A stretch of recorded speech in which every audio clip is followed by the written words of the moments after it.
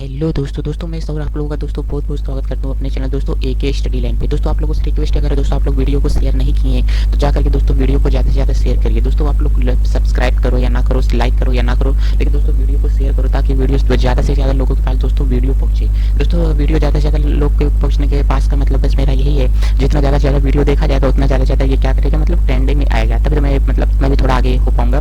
तो चलिए दोस्तों इसी के साथ मैं स्टार्ट करता हूँ। दोस्तों आप लोगों को जैसा कि मालूम ही है दोस्तों क्या चल रहा है, एनसीईआरटी चल रहा है। ठीक है, एनसीईआरटी दोस्तों अपन 6वां का खत्म हो गया है। आज अपन 7वां चैप्टर क्या कक्षा 7वीं की एनसीईआरटी लेके चल रहे हैं। आज फर्स्ट लेसन है इसका दोस्तों अपना क्या चल रहा है, इतिहास चल रहा है। ठीक है, तो दोस्तों आप लोग वीडियो को ज्यादा से ज्यादा जाकर के शेयर करिए और मन लगा करके दोस्तों पढ़ाई करिए, क्योंकि 6 का इतिहास में पूरी तरीके से मैं खत्म कर दिया हूँ। अब उसका प्रश्नावली अभी 1 घंटे का उसका वीडियो मैं बना करके अपलोड करता हूँ। सारी सभी 1 से लेकर के जितना 11 चैप्टर तक मैंने बेहतरीन तरीके से जो विद मैपिंग मैंने उसको पढ़ा दिया है। आप लोग जाकर के उसको पहले देखो, तो देखने के बाद मैं यहाँ पे उसका प्रश्नावली का वीडियो भी क्या करूंगा, अपलोड कर दूंगा। तो चलिए दोस्तों वीडियो को जो लोग शेयर नहीं किया दोस्तों वीडियो को शेयर कर दो। ठीक है दोस्तों, चलिए दोस्तों मैं सर आपका बहुत बहुत स्वागत करता हूँ अपने एके स्टडी लाइन परिवार में। चलिए दोस्तों आपने देखो यहाँ पर दोस्तों क्या दिया है, आज का चैप्टर अपने क्या दोस्तों कक्षा 7 का पहला है। ठीक है, इतिहास का करके हजारों वर्षों के दौरान हुए परिवर्तनों की जांच पड़ताल। क्या हजारों वर्षों के दौरान हुए परिवर्तनों की क्या है, जांच पड़ताल है। इसमें देखो दोस्तों अपने को क्या दिखाया गया, एक मैप दिखाया गया। इस मैप में अगर आपको कुछ समझ में आ जाए तो बताना। ठीक है, इसमें मैपिंग दिखाया गया है। यहाँ पर करके मानचित्र 1 तथा 2 पर नजर डालिए। मानचित्र 1 अरब भूगोलविद्ता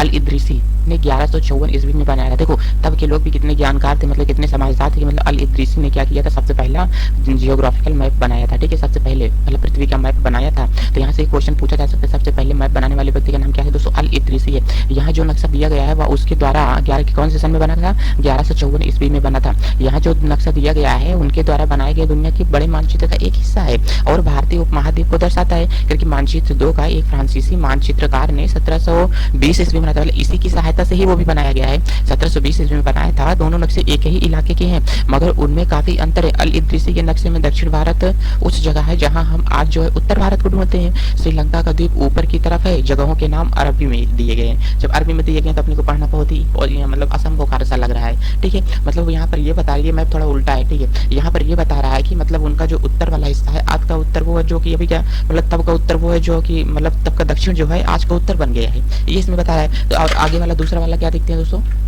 देखिए यहाँ पर जो दूसरा मैप दिया गया है इसमें तो दिया नहीं गया है, कैसा ही आगे पीछे हुआ है स्लाइड क्या।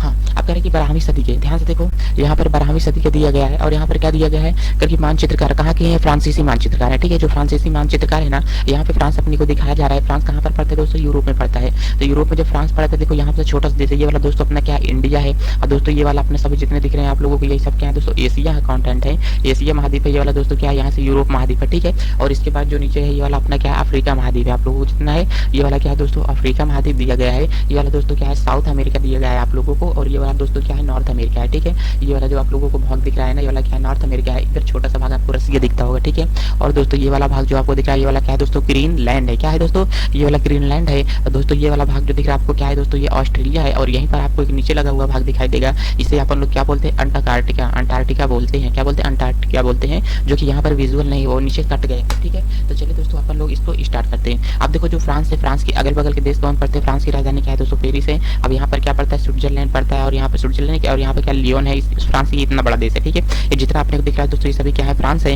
अब यहाँ पर देखते हैं कि फ्रांस का क्या है, जलों से कितना भाग साझा होता है, यहाँ पर देखो। और ये इधर फ्रांस के लेफ्ट साइड में क्या है दोस्तों, नॉर्थ अटलांटिक ओशियन है, उत्तरी अरब सागर है। और यहाँ पर क्या है दोस्तों, ये वाला स्पेन है, स्पेन के बगल का जर्मनी पड़ता है, बेल्जियम पड़ता है, लक्समबर्ग पड़ता है। ये सभी क्या है देश इसके फ्रांस के अगल बगल के देश हैं। ठीक है दोस्तों, आप लोगों को उम्मीद करता हूँ कि मैपिंग के सारा कम से कम ये तो समझ में आता होगा ना कि फ्रांस है कहाँ, तो मतलब इंडिया सीधा चले जाते थे, यहीं पर क्या पड़ता है दोस्तों, फ्रांस पड़ता है। अब फ्रांस के अगल पड़ोसी देश कौन से हैं, स्पेन है, जर्मनी है, बेल्जियम है। और क्या है, नॉर्थ ओशियन पड़ता है। ठीक, नॉर्थ अटलांटिक ओशियन पड़ता है। अब यही यहाँ पे बता रहा है कि 12वीं सदी के भूगोलविद्ता अल इद्रिसी का बनाया हुआ दुनिया के नक्शे का एक हिस्सा, जिसमें से भारतीय उपमहाद्वीप को भूमि से समुद्र तक दिखाया गया है।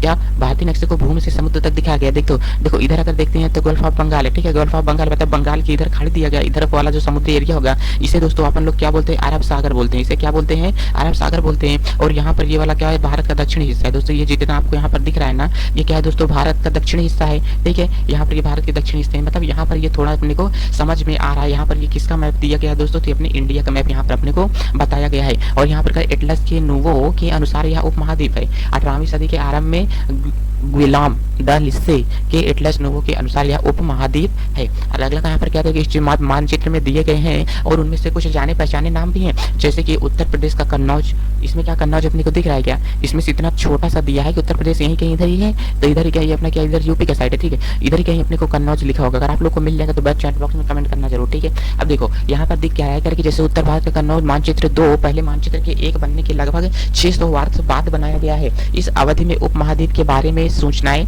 काफी दी है। देखो जो उत्तर भारत का कन्नौज है, आप लोग यहाँ से देखते हैं, देखो उत्तर प्रदेश कहाँ पर पड़ता है, ये वाला दोस्तों देखो यहाँ से यार इसको हटा दिया है, मतलब जो कश्मीर वाला हिस्सा था ना इंडिया के मैप से देखो हटा दिया है। आप लोगों को लगता होगा कि मैं क्या बता रहा हूँ, तो आप लोग यहाँ से देखना, ठीक है। इसको मैं इरेज करता हूँ, ये देखो यहाँ पर हटा दिया है कि इतना देखो, मतलब भारत में तो दिखा ही नहीं रहा, इतना एशिया में दिखा रहा है, मतलब वो पाकिस्तान वगैरह के पास जो क्या उसको उधर दिखा दिया है। ऐसा पता नहीं क्यों, भारत का हिस्सा भी कम हो गया होगा, क्योंकि अपन लोग कितना पढ़ते हैं 3300 किलोमीटर समथिंग ऐसा पढ़ते हैं ना, तो वैसा भी है ही नहीं, ठीक है। अगर आप लोग देखो, अगर भारत का यहाँ से यहाँ तक अगर अपन लोग देखते हैं कितना है, यहाँ से यहाँ तक देखते हैं कि भारत की कुल दूरी कितना है, तो कितने लिखो 1 लिखो 2 लिखो, यहाँ पर क्या लिखो 3 लिखो, और यहाँ पर क्या लिखो 4 लिखो। हमेशा देखना कितना उल्टे कदम में लिखो, भारत की क्या जम्मू कश्मीर से लेकर के कन्याकुमारी तक की दूरी कितना है, तो उल्टे क्रम लिखो 1 2, यहाँ पे क्या लिखो दोस्तों 3 लिखो, और पीछे क्या लिख दो 4, तो 3214 किलोमीटर क्या उत्तर से लेकर दक्षिण के बीच की दूरी क्या है, भारत की दूरी है। क्या उत्तर से लेकर के दक्षिण के बीच की दूरी भारत की दूरी है। अगर अपन लोग यहाँ से देखना चाहेंगे, यहाँ से क्या है अरुणाचल प्रदेश से लेकर के गुजरात का क्षेत्र गोहर माता जो इसे नाम कहते हैं, गोहर माता मतलब क्या अरुणाचल प्रदेश से लेकर के इसकी चौड़ाई कितना है भारत की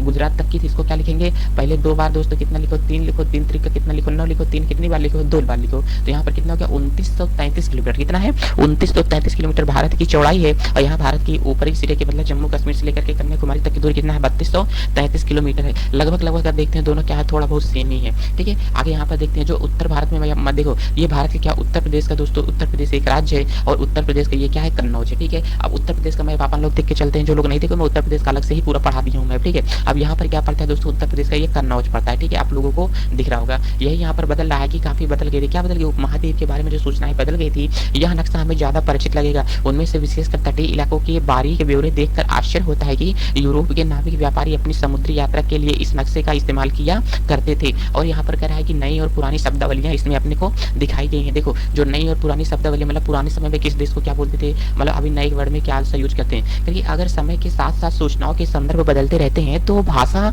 अर्थों के साथ साथ क्या होता है, ऐसी ऐतिहासिक अभिलेख कई तरह की भाषाएं हमें मिलती हैं और ये भाषाएं भी समय के साथ साथ बहुत ही बदलती हैं। उदाहरण के लिए मध्य युग की फारसी आधुनिक फारसी भाषा से भाग काफी भिन्न है। मतलब कह रहा है कि जो मध्य की क्या है फारसी है दोस्तों, क्या है मध्य की जो फारसी है और अब आधुनिक जो फारसी है इससे काफी क्या है अलग अलग है। दोनों है तो फारसी, लेकिन ये पुरानी वाली फारसी है ये नई वाली फारसी, लेकिन फिर भी दोनों में काफी क्या है भिन्नता पाई जाती है। आधुनिक फारसी से काफी भिन्न है। यह भिन्नता सिर्फ व्याकरण और शब्द भंडार में ही नहीं है, ये समय के साथ साथ शब्दों के अर्थ में भी बदल गई है। उदाहरण के लिए जैसे एक दो शब्द अपन लिखते हैं, हिंदुस्तान शब्द ही लीजिए, आज हम इसे आधुनिक राष्ट्र भारत में भारत के संदर्भ में अर्थ लेते हैं। अगर कोई हिंदुस्तान बोलता है तो अपन इंडिया से मतलब लेकर के चलते हैं कि भारत की बात हो रही है। लेकिन 13वीं सदी में जब फारसी के इतिहासकार मिनहाज ए मिराज, क्या है मिनहाज ए सिराज, क्या क्या इन लोगों की मम्मी नाम रखी है, देखो इनकी मम्मी के जैसे कोई नाम ही नहीं मिलता है, ठीक है। क्या मिनहाज ए सिराज से हिंदुस्तान शब्द का प्रयोग क्या किया जाता था, उसका आशय क्या होता था। जब पहले के जमाने ये क्वेश्चन दोस्तों पूछा गया है, ठीक है, कि मध्य फारसी में हिंदुस्तान का मतलब क्या था, ये क्वेश्चन पूछा गया प्रैक्टिस सेट में मेरे को भी मिला है।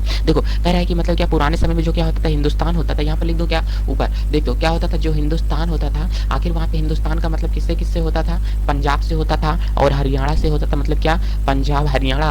और यहाँ पर किसको दिखाया गया, गंगा यमुना के बीच में स्थित क्षेत्र, क्या गंगा यमुना के बीच में स्थित क्षेत्र इलाके से था, उससे इस शब्द का राजनीतिक अर्थ में इलाकों के इस्तेमाल के लिए किया जाता था, मतलब उत्तर भारत के लिए, ठीक है। उससे इस शब्द का राजनीतिक अर्थ में उन उत्तर पश्चिम, ठीक है, उत्तर पश्चिम के इलाकों के लिए हिंदुस्तान का उपयोग किया गया।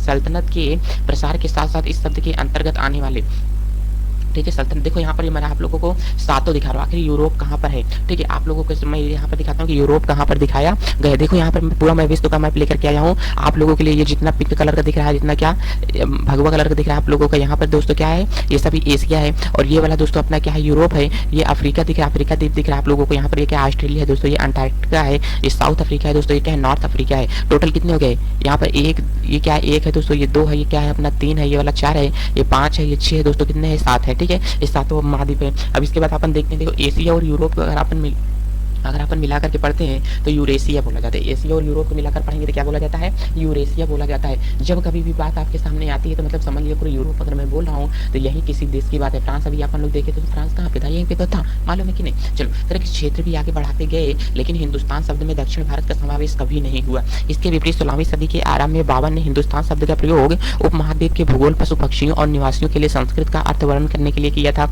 यह प्रयोग 14वीं सदी के कवि अमीर खुसरो द्वारा प्रयुक्त शब्द हिंदी के कुछ समान था, मगर यहाँ भारत को एक भौगोलिक और सांस्कृतिक तत्व के रूप में पहचाना जा रहा था। वह हिंदुस्तान शब्द से राजनीतिक और राष्ट्रीय अर्थ से नहीं जुड़े थे जो हम आज जोड़ते हैं। करके किसी शब्द का प्रयोग करने में इतिहासकारों को बहुत सावधान रहना चाहिए, क्योंकि अतीत में उन शब्दों के कुछ अलग ही अर्थ थे। उदाहरण के लिए विदेशी जैसा सीधा साधा शब्द ही ले लीजिए। हमारे लिए आजकल विदेशी शब्द का अर्थ क्या होता है? ऐसा व्यक्ति जो भारतीय न हो उसे क्या बोलते हैं? विदेशी बोलते हैं। किंतु जो पहले लोग हुआ करते थे विदेशी, उनके अर्थ में क्या होता है कि मध्य युग में मानो किसी गांव में आने वाला कोई भी अनजान व्यक्ति, जैसे क्या इंडिया में कोई व्यक्ति आता है, अगर कहीं भी क्या एमपी से कोई व्यक्ति अगर चला जाए उत्तर प्रदेश में या बिहार में चला जाए, मतलब क्या उत्तर प्रदेश वाले तो उस व्यक्ति को जानेंगे नहीं उसके बारे में, तो उस व्यक्ति को ही क्या बोल देंगे? ये जो व्यक्ति यहाँ पर आया हुआ है ये व्यक्ति कैसा है? अनजान व्यक्ति को ही क्या बोलते थे? विदेशी। लेकिन आजकल जो विदेशी वो होता है जो देश का ना हो। विदेशी व्यक्ति कह ऐसे व्यक्ति को हिंदी में परदेशी और फारसी में अजनबी कहा जाता है। अजनबी शब्द जो है कैसा है दोस्तों? फारसी है। अब परदेशी शब्द कैसा है दोस्तों? हिंदी होता है। इसलिए किसी नगरवासी के लिए निवासी, किसी नगरवासी के लिए वनवासी विदेशी होता है। किंतु एक ही गांव में रहने वाला दो किसान अलग अलग धार्मिक या जाति परंपराओं से जुड़े होने पर एक दूसरे के लिए विदेशी नहीं होते हैं। ये सारे क्वेश्चन आप लोगों से दोस्तों पूछे जाएंगे कि मतलब विदेशी शब्द का पहले क्या होता था और बाद में क्या हुआ। तो अगर इतिहासकार और उनके क्या है स्रोत है दोस्तों, यहाँ पे कट गया है टाइपिंग के लिए, कट कॉपी पेस्ट करने में चीजें क्या होती है? कट ही जाती है। ठीक है, किसी के भी काटो तो कट ही जाएगी। तो कह रहे कि इतिहासकार किस युग का अध्ययन करते हैं और उनकी खोज प्राकृत क्या करके इतिहासकार किस चीज का अध्ययन करते हैं, उनकी खोज प्राकृत इसे देखते हुए अलग अलग तरह के स्रोत का सहारा लेते हैं। उदाहरण के लिए पिछले साल आपने गुप्त वंश के शासकों और हर्षवर्धन के बारे में पढ़ा है। करके पुस्तक में हम मोटे तौर पर 700 लेकर के 1750 ईस्वी तक लगभग 1000 वर्षों के बारे में पढ़ेंगे। 700 से लेकर के 1750 के बीच में, मतलब ये क्या ईसा मसीह का जन्म है। मैंने आप लोगों को बोला क्या, जब कभी भी आप लोगों को ईसा मसीह का जन्म समझने में दिक्कत हो, चतुर्थांश हमेशा देखा करो। 0 होता है, -1 होता है, -2 होता है, -3 होता है, -4 होता है, +1 होगा, +2 होगा, +3 होगा, प्लस क्या होगा 4 होगा। इधर क्या होगा? यहाँ से अगर बीच में कहीं ना कहीं क्या होगा? 17 होगा। यहीं से आएंगे तो क्या होगा? 1750 होगा। मतलब यहाँ से लेकर के यहाँ तक की दोस्तों क्या हो रही है? इधर मतलब पॉजिटिव थिंकिंग में चल रहा है ना, यही भी दिखा रहा है के बारे में पढ़ा है। करके इस काल के अध्ययन के लिए इतिहासकार जिन स्रोत का उपयोग करते हैं उनमें आपको बहुत सी बातें ऐसी मिलेंगी जो कि पिछले युग से वैसे ही चलती आ रही है। इतिहासकार इस काल के बारे में सूचना इकट्ठी करने के लिए अभी भी सिक्कों, शिलालेखों, स्थापत्य तथा भवन निर्माण कला तथा लिखित सामग्री पर निर्भर करते हैं। पर कुछ बातें इसके पहले से काफी भिन्न है। इस युग में प्रामाणिक निम्नलिखित की संख्या विविधता तथा आश्चर्यजनक रूप से बढ़ गई है। करके इसके आगे इतिहासकार सूचनाओं के एक दूसरे प्रकार के स्रोत का इस्तेमाल किया करते हैं। आगे देखते हैं क्या बोल रहा है। करे कागज का मूल्य क्या है? ध्यान देखो यहाँ पर क्या बोल रहा है? कागज का मूल्य। करके इन दो प्रसंगों की तुलना कीजिए। करके 13वीं सदी के मध्य में एक विद्वान को एक पुस्तक के प्रतिलिपि की जरूरत पड़ी। उसके पास उतना कागज नहीं था, इसलिए उसने एक ऐसी पांडुलिपि को धो डाला जिसकी उसे जरूरत नहीं थी और उसके कागज को सुखा करके इसका इस्तेमाल कर लिया। एक सदी बाद अगर आप बाजार से कोई खाद्य पदार्थ खरीदते हैं तो हो सकता है कि आपकी किस्मत अच्छी होती है तो दुकानदार उस वस्तु को कागज में लपेट कर दे देता है। तो कागज कब अधिक महंगा था और कब आसानी से उपलब्ध था, इसे आप लोग बताइए। 13वीं सदी में या 14वीं सदी में कागज कब महंगा था?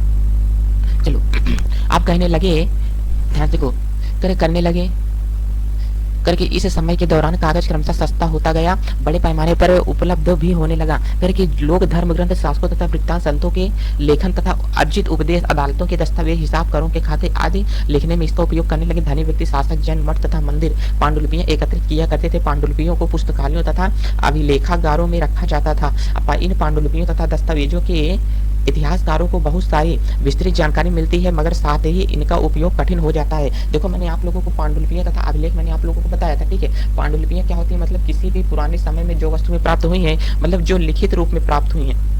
अगर ये कोई क्या सोने या चांदी की परत होगी या लोहे की परत होगी, इस पर जो कुछ भी लिखोगा, मेरा यह घर है, यहाँ पर दक्षिण में जाओगे तो उत्तर में तुमको एक सोने का गगरा मिलेगा, हंडा मिलेगा, कुछ भी मिलेगा। तो मतलब जो सोने का पात्र मिलेगा, मतलब क्या, मतलब जो पुराने जमाने के लिखित साक्ष्य जिस रूप में अपने को मिले हैं उसी को अपन लोग क्या बोलते हैं, पांडुलिपि बोलते हैं। जिसे मैं कहता हूँ मैं बहुत पढ़ लिख रहा हूँ, कुछ भी कर रहा हूँ, मेरी यहाँ पर किताबें हैं। अब मरने के बाद में भूकंप आने के बाद में एक दो पीढ़ी अगर खुदाई करेगी तो खुदाई करने के बाद उनको ये सभी अपनी पुस्तकें मिलेंगी। तो ये जो सभी अपनी पुस्तकें हैं इसे वो लोग क्या नाम दे देंगे, पांडुलिपि दे देंगे। क्या बोलेंगे, इन पुस्तकों का नाम है दोस्तों वो लोग क्या दे देंगे, पांडुलिपि दे देंगे। और अभिलेख क्या होता है, अभिलेख को अगर अपन लोग अच्छे समझ के चलते हैं, जो अभिलेख ऐसा दस्तावेज होता है कि एक प्रकार से अभिलेख भी क्या होता है दोस्तों, ये भी पांडुलिपि ही होता है। लेकिन जो अभिलेख होता है ये किसी एक विशेष व्यक्ति के बारे में बताते हैं, जिसे मैं यहाँ पर आप लोगों को पढ़ा रहा हूँ। तो मेरे मरने के बाद यहाँ से जो मिलेगा तो मेरे विषय में लिखा होगा, एक लड़का था यूट्यूब चैनल चलाता था, यूट्यूब चैनल चलाने के माध्यम से वो क्या करता था, बच्चों को पढ़ाता लिखाता था। तो मतलब यही सब चीजें तो क्या होती है, मिलती है ना। अब देखो यहाँ पर कह रहा है कि उन दिनों छापे खाने तो बहुत हुआ करते थे, छापे खाने तो थे नहीं सॉरी, लेकिन लिपिक तथा नक्सलवीन हाथ से ही पांडुलिपियों की प्रकृति बनाते थे। अगर आपने कभी किसी मित्र के हाथ की कॉपी, मतलब जो अपन लोग छोटे छोटे होते थे स्कूल, ये कॉपी लेकर के नहीं आया करते थे क्या बच्चों की, ए पप्पू तुम अपनी कॉपी मुझे दे दो यार, मैं हिस्ट्री की क्या किया हूँ, मैं नोट्स नहीं तैयार किया, नहीं तो कल टीचर सर मुझे बहुत मारेंगे। तो आप लोग क्या उसकी बुक लेकर के आते थे, तो अपने को ये समझ में आता है यार पप्पू कैसे लिखावट लिखता है, इसकी लिखावट समझ में आती नहीं है। तो मजबूर होकर के अपन कुछ बना चढ़ा करके अपने गेस करके क्या किया थे, कुछ उसे लिख दिया करते थे, नहीं तो नहीं लिखते थे, जाकर के उससे पूछते थे। जब मित्र नहीं था, अगर पता चल गया कि पप्पू मर गया, कल स्कूल नहीं आने वाला है, तो टीचर से अपनी बड़ी होगी कुटाई। जब टीचर अपने को क्या करेगा, पीटेगा, तो अपन जान समझ करके, ताकि वो स्थान क्या करे, उस लाइन में से दोस्तों वो स्थान ब्लैंक न दिखे, खाली न दिखे, इसलिए अपन लोग वहीं पर क्या करते थे, कुछ लिख दिया करते थे। अब लेखा क्या होता है, ऐसा स्थान जहाँ दस्तावेज और पांडुलिपियों को संग्रहित करके रखा जाता है। राष्ट्रीय और राज्य सरकारों के लेखागार होते हैं, जहाँ वे अपने तमाम पुराने सरकारी कागज को इकट्ठा करते हैं, लेन देन करते हैं, अपने पूरे ब्यौरा का रिकॉर्ड रखते हैं, उसे ही क्या कहते हैं अपन अभिलेखागार कहा जाता है। बातें समझ में आई कि ना। चलो दोस्तों इसी के साथ साथ दोस्तों आप लोग वीडियो को भी शेयर करते रहो। देखो यहाँ पर इस चित्र में जो है अंकल दिखाई दिए हैं, मतलब ये क्या पुराने समय के इतिहासकार है, ये क्या कहते हैं, एक पांडुलिपि को कॉपी करिए, पुराने समय की पांडुलिपि है और इसका अनुवाद कर रहे हैं। ठीक है, समझ में आ तो रहा नहीं। इसका ये क्या कर रहे हैं, अगर ये संस्कृत में होगी तो इसको हिंदी में लिख रहे हैं, फारसी में होगी संस्कृत में लिख रहे हैं, मतलब क्या एक लैंग्वेज से दूसरे लैंग्वेज में लिख रहे हैं, जो लैंग्वेज इनको मतलब सभी को समझ में आ जाए। देखो इसमें कुछ लैंग्वेज ऐसे भी हो सकती है जो लैंग्वेज इनके समझ में ना आए, मतलब उसका ये गलत अर्थ निकाल सकते हैं। जब उसका ये गलत अर्थ निकालेंगे 2-4 साल बाद 10 साल बाद पता चलेगा यार मैंने गलत अर्थ निकाला, तो उसको भी ये क्या करेंगे, चेंजिंग करेंगे, मतलब दूसरी पांडुलिपि मतलब तीसरी पांडुलिपि लिखेंगे। दूसरी लिख रहे हैं लेकिन इसके पहले लिखने इसके बाद क्या करेंगे, दूसरी तीसरी लिखेंगे करके। यह एक लघुचित्र प्राकृत है जिसमें एक लिपिक किसी पांडुलिपि की नकल कर रहा है, एक व्यक्ति किसी पांडुलिपि की नकल कर रहा है। देखिए ये एक भी पुस्तक है, पुस्तक को क्या बोलते हैं, पांडुलिपि पत्र, पुराने समय की जो साक्ष्य है नकल कर रहा है। सिर्फ 10.5 सेंटीमीटर से 7.1 सेंटीमीटर इस छोटे आकार के कारण लघुचित्र मिनिएचर कहा जाता है। जो इसमें लिखे गए हैं उसे मिनिएचर कहा जाता है। कभी कभी इन लघुचित्रों का प्रयोग लेख में आए पांडुलिपियों को स्पष्टता प्रदान करने के लिए किया जाता था। ये इतने सुंदर लिखे होते थे कि आगे चलकर संग्रहकर्ता अक्सर इन चित्रों को पांडुलिपियों से अलग करके बेचने लगते थे। अब देखो इस पांडुलिपि में क्या लिखा गया है, आप लोग बताओ यार, इसमें लिखा जो गया है इसमें क्या लिखा गया, तुम बताओ, तुम्हें कुछ समझ में आ रहा है? मेरे को तो समझ में कुछ आ नहीं रहा है कि इसमें जो लिखा भी गया वो क्या लिखा है। तुम्हें कुछ समझ में आ रहा है बताओ क्या लिखा है, मेरा नहीं समझ में आ रहा है। आ जाएगा तो कमेंट करना। ये भी पांडुलिपियों की क्या है लिखा, बोलो यार इसको कैसे समझते होंगे। ठीक है, अरबी फारसी उर्दू जो भी लिखा हो। चलो आगे देखते हैं। करके महत्वपूर्ण अंतर आ जाते होंगे इन पांडुलिपियों की नकल करने में, महत्वपूर्ण अंतर आ जाते होंगे। पांडुलिपि की लिपि बनाने में कुछ यही होता होगा। प्रतिलिपियां बनाते समय लिपिक छोटे मोटे फेर बदल करते चलते थे, कहीं कोई शब्द कहीं तो कहीं कोई वाक्य कहीं था, करके सदी प्रतिलिपियों को भी प्रतिलिपियां बनती रही, मतलब फोटोकॉपी की भी फोटोकॉपी बनती रही। अभी जो यहाँ पर चच्चा बना रहे हैं, इनको देखो ये जो बना रहे हैं, इनकी फारसी अपन लोग हिंदी है, इनकी अरबी अपन लोग नहीं समझ पाएंगे। तो कोई ऐसा व्यक्ति होगा जिसे किसमें चेंज करेगा, संस्कृत में चेंज करेगा। संस्कृत व हिंदी वाला व्यक्ति संस्कृत पढ़ नहीं पाएगा तो क्या करेगा, संस्कृत में हिंदी में चेंज करेगा। अब हिंदी वाला व्यक्ति मराठी होगा तो मराठी वाला पढ़ नहीं पाएगा, इसे किसमें चेंज करेंगे, मराठी में चेंज करेंगे। मतलब इसी प्रकार से पुस्तकें चेंज होती हुई क्या करती हैं, चली जाती हैं। देखो एक ही मूल ग्रंथ की विभिन्न सदी प्रतिलिपियों की भी प्रतिलिपियां, फोटोकॉपी की भी फोटोकॉपी बनती रही है। अंततः एक ही मूल ग्रंथ की भिन्न भिन्न प्रतिलिपियां एक दूसरे से बहुत ही अलग हो गई थी। इससे बड़ी गंभीर समस्या उत्पन्न हो गई, क्योंकि आज हमें लेखन की मूल प्रति पांडुलिपि शायद ही कहीं मिलती है। हमें बाद के लिपिकों द्वारा बनाई गई फोटोकॉपी पर ही पूरी तरह निर्भर रहना पड़ता है। इसलिए इस बात का अंदाज लगाने के लिए मूलतः लेखक से क्या लिखा था, इतिहासकारों को एक ही ग्रंथ की विभिन्न फोटोकॉपियों का अध्ययन करना पड़ता है। मतलब जो इतनी सारी फोटोकॉपियां बन गई, आज की जो इतिहासकार इनको बहुत ज्यादा अध्ययन करना पड़ता है। मतलब क्या सबसे पहले क्या हुआ अनुवाद, उसके बाद वाले इतिहासकार ने क्या अनुवाद किया, फिर बाद वाले ने क्या किया। मतलब क्या अगर ये 10वां व्यक्ति अभी के टाइम पे चल रहा है, इसके पहले 9 लोगों ने जितनी पांडुलिपियां लिखी हैं, इनको 9 पांडुलिपियों का अध्ययन करना पड़ेगा। अगर मैं यहाँ पर बैठा हूँ, मेरे पहले 10 लोग यहाँ पर क्या पांडुलिपियां लिख करके गए, मतलब संशोधित करके गए, 1 2 3 4 5 इसी प्रकार से यहाँ पर 10 लोग लिख करके गए हैं। तो ये सभी क्या है, मतलब मनुष्य के क्या करेगा, 10 का अध्ययन कर पड़ने का मैं 11वां व्यक्ति हूँ जो नई पांडुलिपि लिखूंगा। करे कई बार लेखन से स्वयं ही समय समय पर अपने मूल वृत्तांत संशोधन करते रहे। 14वीं शताब्दी के इतिहास का जियाउद्दीन वर्नी ने जियाउद्दीन वर्नी ने वृत्तांत पहली बार 1556 में और दूसरी बार इसके 2 वर्ष बाद ही दोनों में अंतर लिखा है, लेकिन 1771 तक इतिहासकारों को पहले वाले वृत्तांत की जानकारी ही नहीं थी। पुस्तकालयों में विशाल संग्रह में वो कहीं क्या थी, दब गई थी। ठीक है, नए सामाजिक और राजनीतिक समूह क्या दिखाएंगे इसमें अपने को बताना पड़ेगा। चलिए, तरह की गढ़ने के लिए अपार संभावनाएं मौजूद थी, इस काल में समुदायों का भी अध्ययन करना है। चलो अब यहाँ पर करके महत्व बढ़ा, उसमें एक समुदाय राजपूत जिसका नाम क्या था, राजपुत्र था, अर्थात राजा का पुत्र। अब देखो राजपुत्र से मतलब क्या होता है कि राजपुत्र का मतलब क्या होता है, राजा का पुत्र। 18वीं से 14वीं सदी के बीच में, देखो 18वीं से 14वीं सदी के बीच में ऐसा क्यों बोल रहा है, मैंने आपको चतुर्थांश बोला, यहाँ पर क्या 0 है, कहीं पर -1, यहीं पर क्या लिखा होगा दोस्तों 1400 लिखा होगा, इसके बाद यहीं से क्या होगा 1800 लिखा होगा। तो क्या 18वीं शताब्दी से लेकर के 14वीं शताब्दी के बीच की बात है। ठीक है, अब अपने को यहाँ पर क्या बोल रहा है, आगे देखिए, राजपूत शब्द के अंतर्गत केवल राजा और सीमांत, क्या बोल रहा है, राजपूत शब्द के अंतर्गत केवल राजा और सामंत वर्ग ही नहीं थे, बल्कि वे सेनापति और सैनिक भी आते थे जो कि पूरे उपमहाद्वीप में अलग अलग शासकों की सेनाओं में सेवारत थे। करके कवि और चारण राजपूतों की अत्याचार संहिता, प्रबल पराक्रम और स्वामी भक्त का गुणगान करते थे। इस युग में राजनीतिक दृष्टि से महत्व हासिल करने के अवसरों का लाभ मराठा सिख जाट, देखो एक आप लोगों को गाना मिलेगा, ना कोई हिंदू ना कोई मुस्लिम, जहाँ जब कोई जाट मराठा ऐसा करके कोई गाना है ना कोई सिख जाट मराठा ऐसा करके गाना है, ध्यान नहीं आ रहा है कौन सा गाना है, ए मेरे वतन के लोग जरा याद करो कुर्बानी। ठीक है, ऐसा गाना, उसमें जब कोई सिख जाट मराठा ऐसा करके कोई गाना है, सुनना गाना कितना अच्छा है। चलो अब करके आदि समूहों में भी उठाया गया है, करके इस पूरे काल के दौरान क्या बोला, इस पूरे काल के दौरान जंगलों की कटाई हो रही थी और खेती बढ़ता जा रहा था। कुछ क्षेत्रों में परिवर्तन तथा अन्य क्षेत्रों की अपेक्षा तेजी से और पूरे तौर पर किया जा रहा था। पर्यावरण के परिवर्तन के कारणवश वनवासियों को मजबूर होकर के अपना स्थान छोड़ना पड़ा। कुछ और वनवासी जमीन की जुताई करने लगे और कृषक बन गए। करके कृषकों के ये नए समूह क्षेत्र बाजार तथा मुखियाओं, पुजारियों तथा मठों तथा मंदिरों से प्रभावित था। करके वे बड़े लोग और जटिल समाज के अंग बनाए गए थे, उन्हें चुकाने पड़ते थे और स्थानीय मालिक वर्ग की बेगारी करनी पड़ती थी। परिणाम स्वरूप किसानों के बीच आर्थिक और सामाजिक अंतर उभरने लगे। कुछ के पास ज्यादा उपजाऊ भूमि थी तो कुछ के पास ऐसी भूमि जो उपजाऊ थी ही नहीं। कुछ लोग मवेशी भी पालते थे, मतलब क्या जानवर भी पालते थे, और कुछ लोग खेती से खाली समय में दस्तकारी आदि कुछ काम भी करते थे। जैसे जैसे समाज में अंतर बढ़ने लगे, लोग जातियों और उपजातियों में बंटने लगे और उनकी पृष्ठभूमि और व्यवसाय के आधार पर उन्हें समाज में एक विशेष के सदस्यों के हाथों में कितनी सत्ता, प्रभाव तथा संसाधनों का नियंत्रण करते हैं। करके इसके आधार पर उसके स्रोत दर्जे बदलते रहते हैं। एक ही जाति का किसी क्षेत्र में कई दर्जा हो सकता है और किसी अन्य क्षेत्र में कोई और। करके अपने सदस्यों के व्यवहार का नियंत्रण करने के लिए जातियां स्वयं अपने अपने नियम बनाती हैं। इन नियमों का पालन जाति के बड़े बुजुर्गों के साथ था, लेकिन जातियों को अपने निवास के गांवों के रिवाजों का पालन भी करना पड़ता था। इसके अलावा कोई गांवों का मुखियाओं का शासन होता था। कुल मिला करके वे किसी राज्य की छोटी सी इकाई भर होती थी। इस औद्योगिक इसमें कुछ नहीं है। देखो करके क्षेत्र और साम्राज्य क्या होता था, आप लोगों को क्षेत्र और साम्राज्य का देखो क्या कह रहा है, चोल कह रहा है, तुगलक कह रहा है, मुगल कह रहा है। जैसे बड़े बड़े राज्यों के अंतर्गत कई सारे क्षेत्र आ जाते थे। दिल्ली के सुल्तान गयासुद्दीन बलबन जो था, ये 1266 से 1287 की प्रशंसा में एक संस्कृत प्रशस्ति के उदाहरण के लिए अध्याय 2 में बताया गया है कि उसमें एक विशाल साम्राज्य का शासक बताया गया है गयासुद्दीन बलबन को, जो कि पूर्व में बंगाल से लेकर के पश्चिम में अफगानिस्तान के गजनी तक फैला हुआ था। गजनी का पहला नाम क्या था, गजन था। ठीक है, जिसे संपूर्ण दक्षिण भारत में द्रविड़ भी कहा जाता है, मतलब संपूर्ण दक्षिण भारत भी कहा जाता है। गौड़, आंध्र, केरल तथा कर्नाटक, महाराष्ट्र और गुजरात आदि भिन्न भिन्न क्षेत्रों के लोग उसकी सेना के आगे।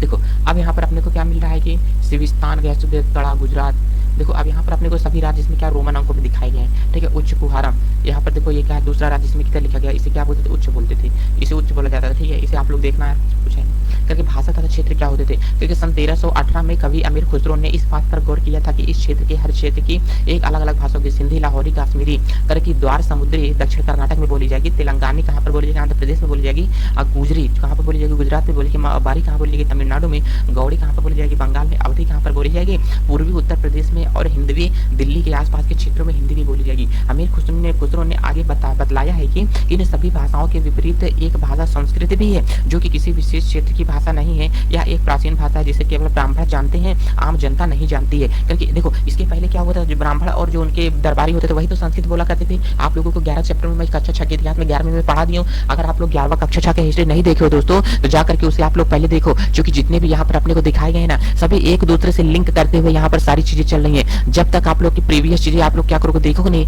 तब तक आप लोगों को मतलब थोड़ा आप लोग कनेक्टिविटी कम करोगे। मेरे को क्या पागल कुत्ता काटा क्या, मैं आप लोगों को यहाँ पर एनसीईआरटी लेके चल रहा हूँ, तो आप लोग जाकर के उसको देखो ना यार, क्यों नहीं देखो बताओ, क्या कमी हो रही है आप लोगों में जो आप लोग देख नहीं रहे हो? आप लोग क्या पढ़ाई के प्रति नहीं हो, लाइफ नहीं बनाना चाहते हो? बोलो तो आप लोग यार मेहनत करो थोड़ा, जाकर के देखो। अमीर खुसरो द्वारा जो कि अमीर खुसरो द्वारा उल्लिखित है कई भाषाओं की एक सूची बनाई गई, जो कि एक सूची उन भाषाओं के नामों की बनाई जाती है जो कि उल्लिखित क्षेत्र, उल्लिखित मतलब क्या होता है, ऊपर लिखे गए क्षेत्रों में से आज बोली जाती है। जो नाम एक में से रेखांकित कर दीजिए, जो कि नाम भिन्न है उनके चारों ओर घेरा खींचे, जो आपके राज्य में बोला जाता है उसे आप लोग क्या करिए, खींचिए।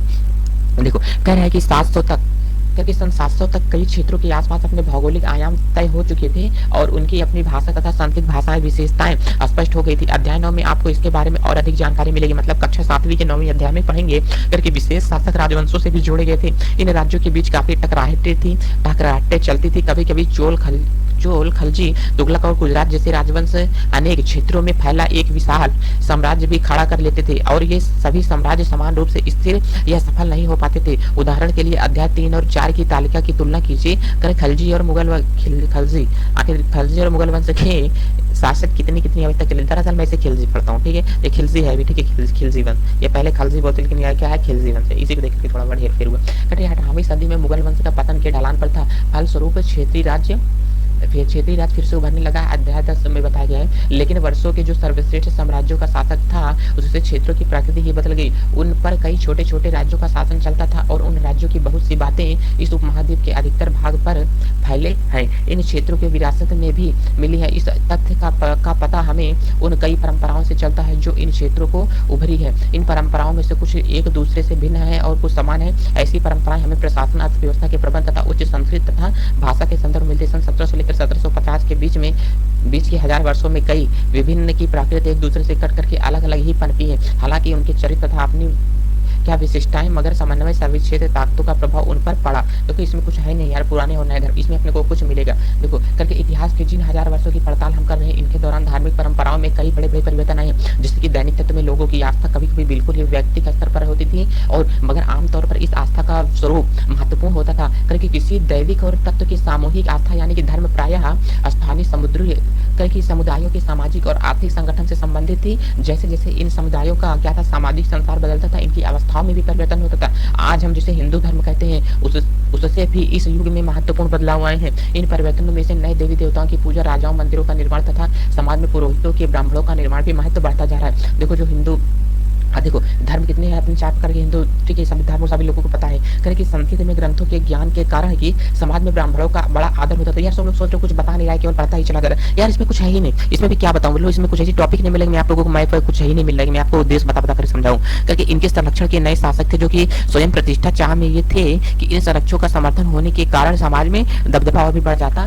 था करके। इस युग में एक महत्वपूर्ण परिवर्तन भक्ति की अवधारणा के रूप में आया। इसमें ईश्वर की परिकल्पना एक प्रमुख इष्ट देवी देवता के रूप में की गई थी करके, जिस तक पुजारियों के विषय कर्मकांड के बिना ही भक्ति स्वयं पर पहुंच गई। इस विषय में और साथ ही दूसरी परंपराओं के बारे में आपको अध्याय 8 में जानकारी मिलेगी। कह रहे कि यह वह युग था जिसमें कि उपमहाद्वीप में नए धर्मों का भी आगमन हुआ था करके। कुरान शरीफ तथा संदेश भारत में पहले 7वीं सदी में व्यापारियों और अप्रवासियों के जरिए पहुंचा करके। मुसलमान कुरान शरीफ का अपना धर्म ग्रंथ मानते हैं, केवल एक ईश्वर अल्लाह की सत्ता को स्वीकार करते थे, जिसका प्रेम, करुणा और उदारता अपने आस्था में रखने वाले हर व्यक्ति को गले लगाता है, चाहे उस व्यक्ति की अब सामाजिकता पृष्ठभूमि कुछ भी रही हो। करके कई शासक इस्लाम और इसके विद्वान धर्म शास्त्रियों, न्याय शास्त्रियों अर्थात उलेमा के संरक्षण देते थे। हिंदू धर्म की ही भांति इस्लाम के अनुयायी भी अपने धर्म की अलग अलग तरह से व्याख्या करते थे। मुसलमानों में शिया थे जो कि पैगंबर साहब के दामाद, ठीक है, मुसलमानों में जो शिया थे पैगंबर साहब के दामाद अली को मुसलमानों का विधि सम्मत नेता मानते थे और कुछ सुन्नी थे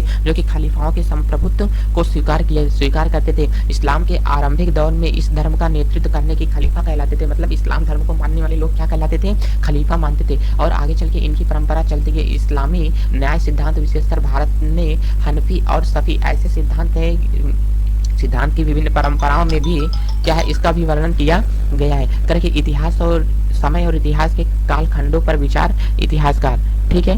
आप देखो यहाँ पर करें कि इतिहासकार समय को केवल घड़ी या कैलेंडर की तरह ही नहीं देखते, यानी कि केवल घंटों तथा दिन या वर्षों के बीच जाने के स्वरूप में ही देखते हैं। उनका नजरिया है कि समय सामाजिक और आर्थिक संगठन में आने वाले परिवर्तनों को झलकाता क्या है झलकाता है, पर यह दिखलाता है विचारों और विश्वासों में कितना अस्थायित्व रहा है और कितना परिवर्तन आया है। यदि अतीत को समान विशेषता रखने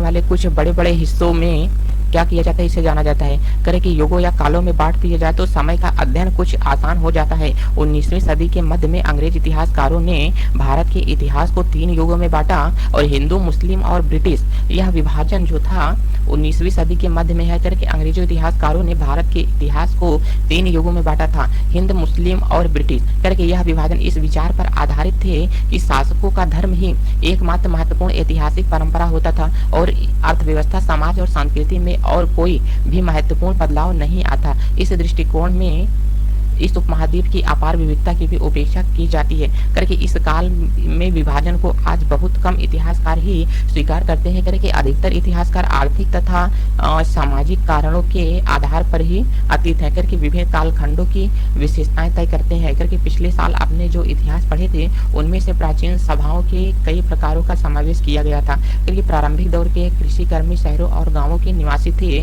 जो कि प्रारंभिक दौर के राज्य और साम्राज्य। इस साल आपको इस साल आप वह इतिहास पढ़ेंगे, उसी इतिहास को पढ़ेंगे। मध्यकालीन इतिहास कहा जाता है क्योंकि इसमें आपको कृषक, ग्रामवासियों और वनवासियों की कीमत पर प्रधान धर्मों के रूप में हिंदू धर्म, मतलब हिंदू धर्म क्या सभी धर्मों में श्रेष्ठ है, इस्लाम धर्म के विकास और यूरोप के व्यापारी कंपनियों के आगमन के बारे में और विस्तार से जानकारी मिलेगी। ठीक है, और अपने को यहाँ पर क्या दे रहा है, ध्यान से देखो दोस्तों।